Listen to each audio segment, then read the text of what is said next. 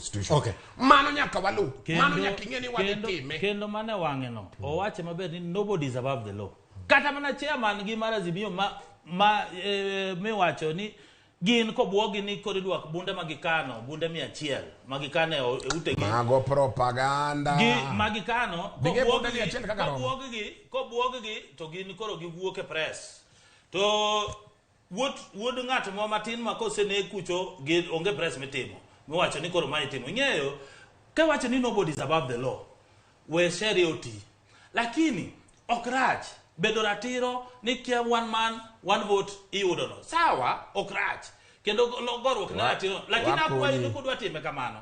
Mano koro karwadhi US ema koro democracy koro mano koro democracy osaidhore kabisa. Lakini Kenya ka wan kendo ka gino tamo to koro wamanyuru ng'ato.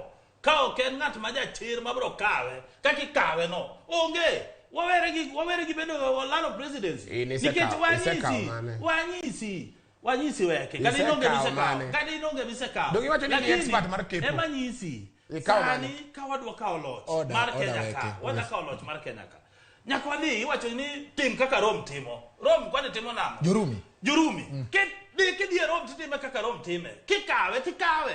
Ok ni kono ni ng'ato kosekawe to udhi ng'anyo wanyisi ineno mane gimo wuondo go jakom kendo ineno iwinjo bati ling Omulo dhi mbele iwinjo ling ing'eyo kanye jakom odhi owuok matin owenu owene Kalonzo owene Martha Karua jogo pondo te dong numayo gi security opondo jogo numayo security mayo security koso gin gitwere to leot ni gibed arrested jogo mayo security jogo no mi security jogo mano nego bed ni dhie ground koro gin girito jakom ni mondo odhi kod gie ground ing'eyo wang'i uru mbele wang'eyo ni kaka wan Joluo wasemanyo gini 50 years nitie ndalo mane wadhi wakawo nyaka muma Uhuru Park mwawacho ni koro gin gik bidhaa moko wakawo at the end of the day wudu wariwore gi sirkal kaen ni wa cost of living emwagore ni adier ni cost of living to mano gima genuine iwacho ni genuine cost lakini kae wagore ni an ji dwa bedo piny mondo jowuo kaka donjo sirkal ing'eno waketa agenda wazi